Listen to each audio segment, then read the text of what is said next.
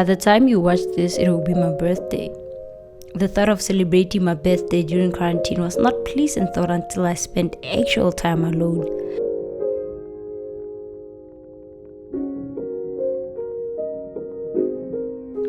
Wow, what a time to be alive.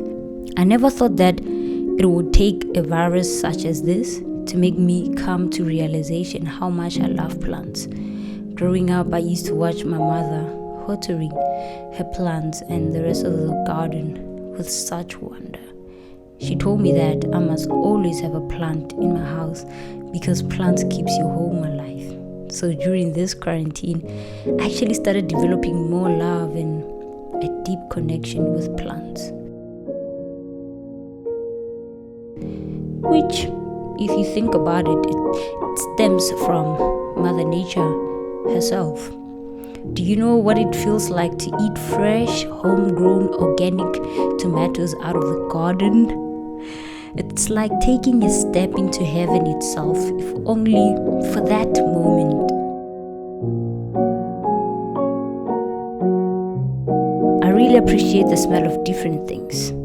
I even started brewing my own coffee and tasting different types of coffee to get the experience and depth of what coffee has to offer. And yes, it is a special love affair that can only grow. I don't think I'll be frequenting a restaurant to buy a coffee after this amazing learning experience.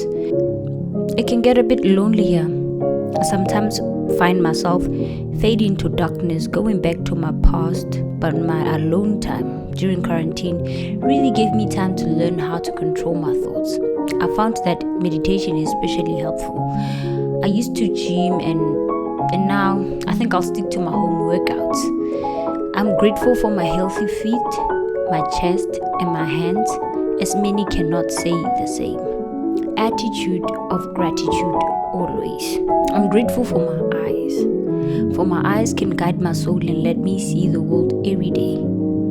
The books I read and the author's hand, my palms started feeling like poems itself. What a transcendence. In search of tranquility, I started listening to church hymns. I'm grateful for my grandmother's voice. Her phone calls in the morning always makes me look at the sun differently. It shines a little bit brighter. I started looking at the sun differently, and little sun rays, little reflections. I look at the sky like the sky does not owe me. In these tough times, I started becoming one with clouds. Every movement of clouds like some sort of a soft touch. I'm getting old, my friend. My every wrinkle actually represents my every smile and laughter. I'm grateful for all the laughters I've shared with my friends and my colleagues. I love my little sisters so much because they taught me patience.